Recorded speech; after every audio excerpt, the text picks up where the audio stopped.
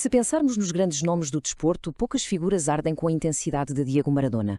A vida dele foi muito mais do que futebol, foi uma autêntica montanha-russa de glória e tragédia. É uma história sobre aquela linha muito ténue entre o gênio divino e a fragilidade mais humana que se possa imaginar.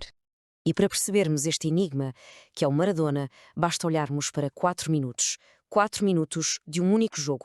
O palco, os quartos de final do Mundial de 1986, Argentina contra a Inglaterra. A atmosfera estava carregada. Era um daqueles jogos onde a rivalidade vai muito para além do desporto. E nesses 4 minutos está a essência toda dele.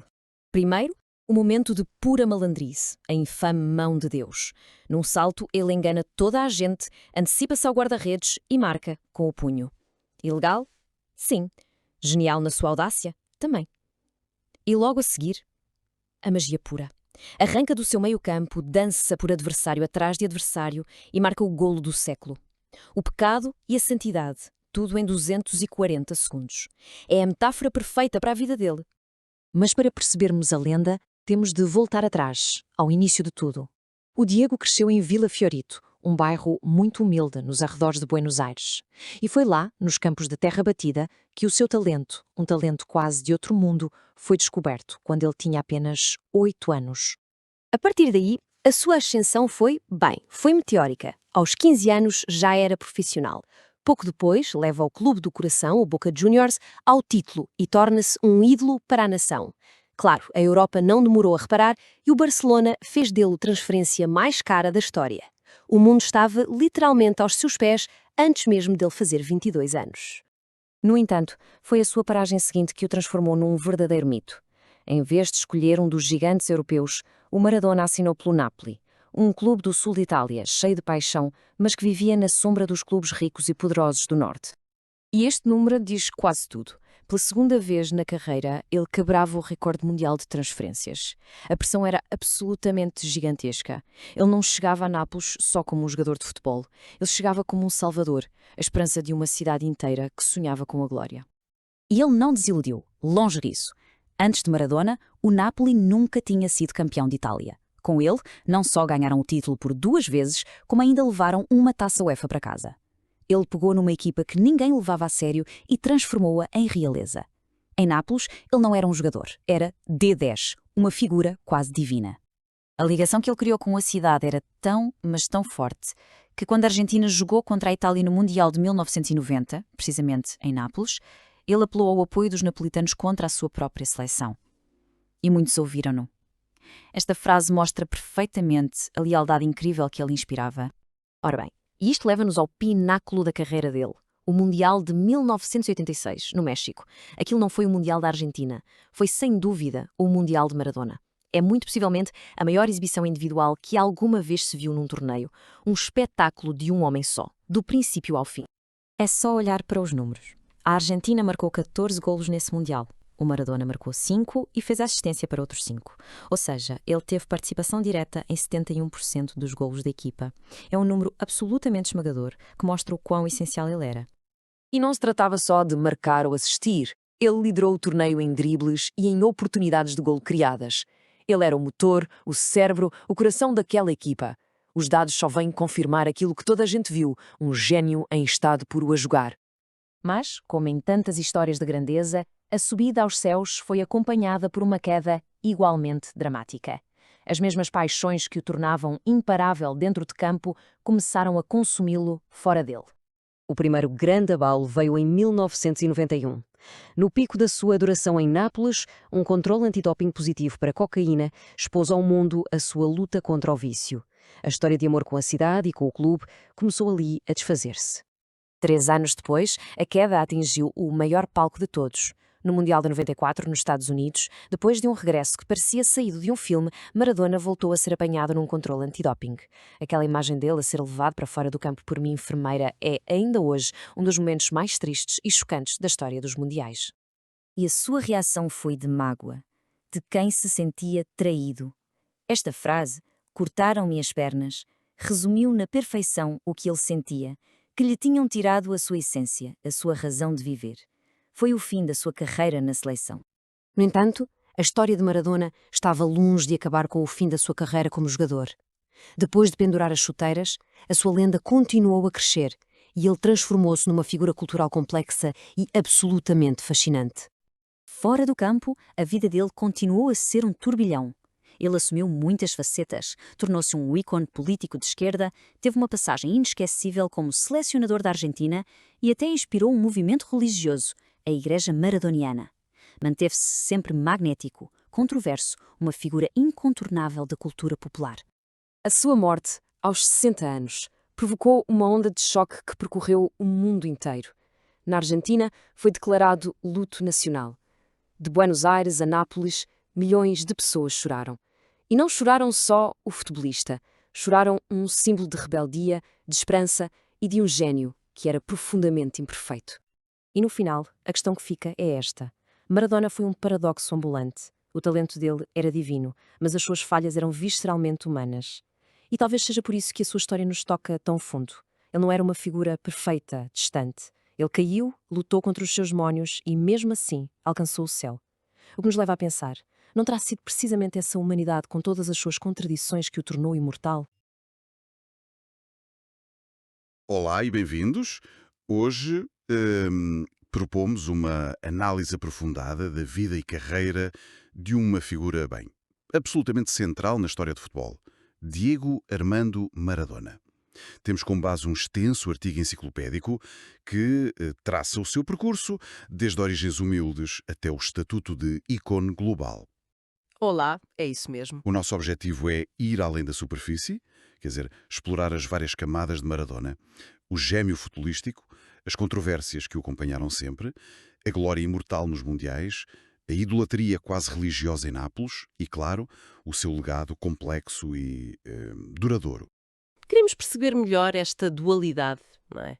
Tão amado e tão polémico. Precisamente, a fonte que temos permite-nos revisitar os marcos desportivos, claro, mas também mergulhar nos aspectos pessoais, a luta contra os vícios, as posições políticas muito vincadas, o impacto cultural imenso que ele teve. É uma narrativa de talento puro, triunfos históricos e também quedas abruptas. O que realmente sobressai é essa tensão constante entre o divino e o humano, acho eu. Exato. Então vamos começar a desemaranhar esta vida extraordinária. A infância em Vila Fiorito, um bairro pobre de Buenos Aires. Isso marcou-o profundamente, não foi? Nascido em 1960, numa família de origens modestas. Sem dúvida. Esse contexto moldou a sua resiliência e talvez também aquela postura frequentemente desafiadora perante a autoridade, sabes? O talento para o futebol manifestou-se muito cedo. A bola foi um presente aos 3 anos e aos 8 já estava a ser observado por olheiros. Tão cedo? Sim, o percurso no Los Cebollitas, a equipa jovem do Argentinos Juniors foi meteórico. Aos 12 anos já fazia maravilhas com a bola nos intervalos dos jogos da equipa principal. Incrível. E a estreia profissional acontece incrivelmente cedo, aos 15 anos, no Argentinos Juniors. Rapidamente se percebeu que aquele pé esquerdo era especialíssimo. Mas o que é que o distinguia já nessa altura? Olha, era a combinação de tudo. Controle de bola sublime, visão de jogo fora de série, uma capacidade de drible estonteante, remate forte e colocado e uma mestria invulgar na marcação de livros. Era um jogador total, apesar da baixa estatura, não é? O impacto foi tal que, mesmo jovem, foi o melhor marcador do campeonato argentino por várias vezes. Várias vezes. Sim, e eleito o melhor jogador sul-americano em 1979 e 1980, levou o Argentinos Júniors ao seu melhor resultado de sempre até então. Portanto, não surpreende que o clube tenha renomeado o estádio em sua homenagem. Mesmo assim, apesar desse sucesso todo, a chamada ao Mundial de 78 não aconteceu. Imagino a desilusão. É enorme. Foi uma desilusão enorme para ele. Mas logo depois, em 1981, cumpre o sonho de ir para o Boca Juniors, o clube do coração. Uma passagem curta, mas intensa. Curtíssima, mas muito marcante, ganhou o Campeonato Metropolitano de 1981, formando uma dupla notável com o Brindisi e deixou golos para a história, nos superclássicos, contra o River Plate, como aquele famoso em que sentou o Filol e o Tarantini.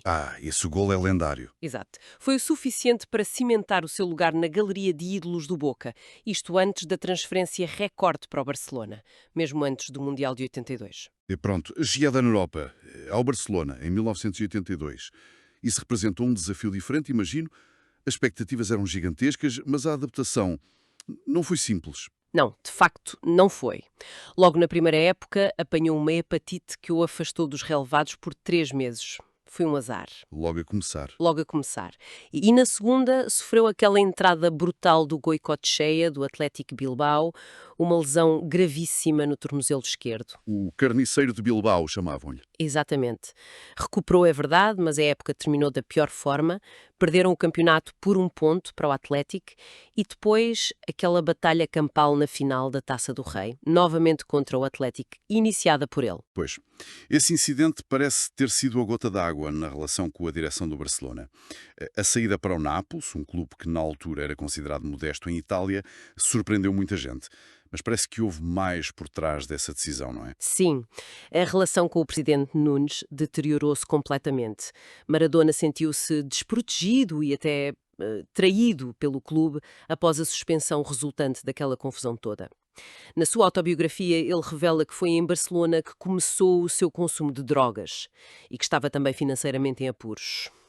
Portanto, a ida para Nápoles, embora para um clube de menor projeção internacional na altura, representou uma espécie de fuga e, ao mesmo tempo, um renascimento. E que renascimento! A chegada a Nápoles em 1984 foi algo nunca visto. Apresentado num estádio São Paulo a abarrotar, tratado como um salvador, um rei. O que tornou essa ligação entre Maradona e Nápoles tão especial e tão imediata? Olha, há um contexto social e cultural muito importante aqui. Nápoles, no sul de Itália, sentia-se historicamente marginalizada e, bem, olhada de cima pelo norte rico e industrializado. Juventus, Milan, Inter... Exatamente, esses clubes. Maradona, vindo de origens humildes e com uma personalidade rebelde, tornou-se o símbolo perfeito dessa ânsia de afirmação napolitana. Ele representava a vingança do sul, percebes? Percebo perfeitamente. E essa vingança concretizou-se em campo. Liderou o Nápoles à conquista do seu primeiro Scudetti, o título da Liga Italiana em 1986-87, logo depois de vencer o Mundial. Foi uma explosão de alegria na cidade, imagino. Absolutamente. Foi a confirmação de que, com Maradona, o impossível era possível. Ganharam a Taça de Itália nesse mesmo ano, a Taça UEFA em 1989, eliminando gigantes pelo caminho, e um segundo Scudetto em 1990. Maradona era mais que um jogador. Era um líder, um ícone que elevou a autoestima de uma cidade inteira. A devoção era tal... Chegou a pedir aos napolitanos para apoiarem a Argentina contra a Itália no Mundial de 90, em Nápoles. Exato. Embora controverso, esse pedido teve eco em parte dos adeptos locais. Mostra bem a ligação que ele tinha criado. Falando em mundiais, esse foi o palco da sua consagração definitiva, mas também de grandes polémicas. O Mundial de 86 no México é universalmente conhecido como a Copa de Maradona. Não há volta a dar. Sem dúvida. Foi o auge absoluto. O capitão da equipa dominou a competição de forma avassaladora. A estatística de envolvimento direto em 71% dos golos da Argentina é qualquer coisa. É brutal. E claro, o jogo contra a Inglaterra nos quartos de final ficou para a história. A mão de Deus, um ato de astúcia misturada com batota. Sim. A seguido, minutos depois, pelo golo do século, uma obra de arte individual, pura magia. Inesquecível. E nas meias finais e final, continuo decisivo, culminando com aquele passe genial para o Burruchaga marcar o golo da vitória na final contra a Alemanha Ocidental. Mas 4 anos depois, em Itália, a história foi diferente, certo? Muito diferente.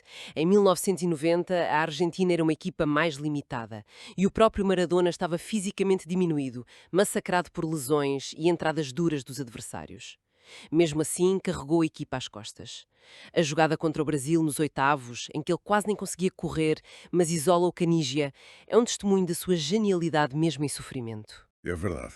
Superaram a Jugoslávia e a anfitriã Itália nos penaltis, com Maradona a converter o seu na meia-final em Nápoles, o que incendiou ainda mais os ânimos contra ele no resto de Itália. Exato, mas a final contra a Alemanha ficou marcada pela derrota e pela polémica do penalti. Sim, uma final muito tensa, com a Argentina muito desfalcada, um penalti controverso, já perto do fim, decidiu o jogo para a Alemanha. As lágrimas de Maradona no final e as acusações à FIFA mostraram a sua paixão e, talvez, a dificuldade em lidar com a derrota naquele palco. Era ele, não é? Sempre intenso. E o último ato em mundiais, em 1994, nos Estados Unidos, terminou da forma mais abrupta e triste possível. Foi um final inglório, sem dúvida. Maradona tinha regressado à seleção após uma suspensão e parecia estar em excelente forma física. Até marcou um golaço contra a Grécia. Aquela celebração para a Câmara. Essa mesma, icónica. Contudo, o controle antidoping positivo por efedrina ditou o seu afastamento da competição. A sua frase, cortaram-me as pernas, tornou-se. Tornou-se um símbolo desse momento. Exato. A equipa argentina abalada não resistiu e foi eliminada pouco depois. Foi o fim da sua era nos mundiais como jogador. Uma pena ter acabado assim. E essa suspensão de 94 foi mais um episódio numa espiral descendente que, na verdade, já tinha começado antes, nomeadamente com o controle positivo por cocaína em 1991, ainda no Nápoles. Exato. Esse controle em 91 levou a uma suspensão de 15 meses e marcou na prática o fim da sua gloriosa passagem por Nápoles. Foi um golpe duro. A partir daí, a carreira tornou-se intermitente, com passagens curtas pelo Sevilha, depois pelo Newell's Old Boys, na Argentina, sempre marcadas por lesões e alguns desentendimentos. E a luta contra a dependência de drogas e mais tarde contra o álcool e a obesidade tornou-se uma constante e teve custos enormes na sua saúde, não é? Custos brutais. As polémicas estenderam-se também à vida pessoal, o divórcio da Cláudia Villafañe, o reconhecimento tardio de filhos fora do casamento, como o Diego Sinagra. Sim, houve também acusações de violência doméstica, problemas financeiros graves, como aquela dívida enorme ao fisco italiano. Parece que a intensidade com que vivia em campo se refletia fora dele. Era uma vida vivida no limite, em todos os aspectos. Os excessos fora de campo pareciam, por vezes, uma tentativa de lidar com a pressão imensa de ser Maradona, de ser um deus para tantos. Teve crises de saúde gravíssimas, esteve perto da morte algumas vezes, em 2000, 2004. Procurou tratamento, nomeadamente em Cuba, onde criou laços fortes com o Fidel Castro, mas a luta contra os vícios foi uma batalha de quase toda a sua vida adulta. E ainda tentou a carreira de treinador, incluindo a aventura como selecionador argentina no Mundial de 2010. Como é que correu essa experiência? Com altos e baixos, como quase tudo na sua vida. A qualificação foi sofrida, com resultados inesperados, como aquela goleada sofrida na Bolívia. 6-1. Sim. E aquele desabafo polémico contra a imprensa após garantirem a qualificação, que lhe valeu uma suspensão da FIFA. Típico Maradona. No Mundial, a Argentina até começou bem, com vitórias na fase de grupos, eliminou o México nos oitavos, mas foi eliminada de forma categórica, uma humilhação pela Alemanha nos quartos de final, 4-0. Foi duro. E acabou dispensado depois disso. Sim, teve outras passagens por clubes, no Dubai, no México, de volta à Argentina, no Ginásia, mas sem o brilho que teve como jogador. Talvez a sua personalidade forte e, pronto, por vezes errática, não se adaptasse tão bem às exigências do banco. E politicamente nunca escondeu as suas simpatias à esquerda. A amizade com líderes como Fidel Castro, que ele chamava de segundo pai, e Hugo Chávez, as tatuagens de Che Guevara e do próprio Fidel na perna. Isso também faz parte do legado complexo que deixou. Sem dúvida alguma, ele usou a sua plataforma global para expressar as suas opiniões políticas, muitas vezes de forma contundente, criticando o que via como injustiças ou o poder estabelecido, incluindo a própria FIFA com Avalanche e Blatter. Para alguns, era um defensor dos oprimidos, para outros, apoiava regimes controversos. Mas essa dimensão política é inseparável da figura de Maradona, goste-se ou não. Chegamos então ao legado. Tentando resumir o impacto de Maradona.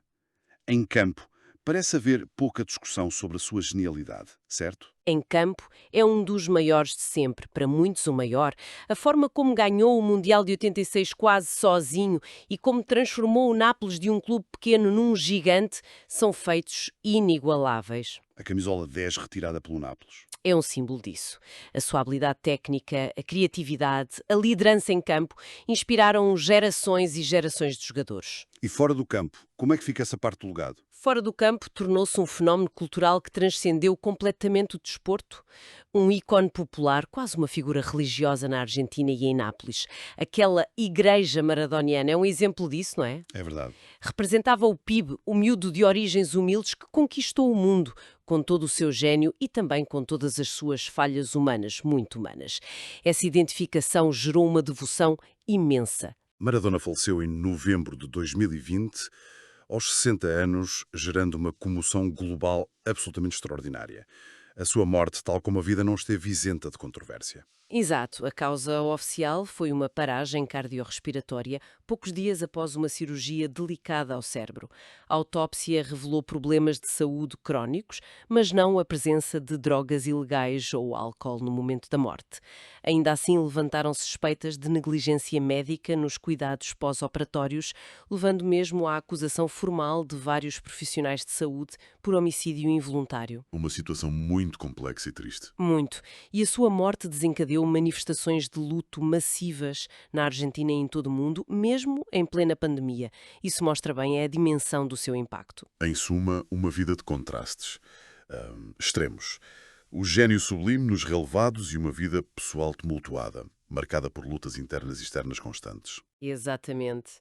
Maradona personificou a paixão, a rebeldia, o talento artístico no futebol, mas também a fragilidade humana face à fama, ao vício, às pressões imensas.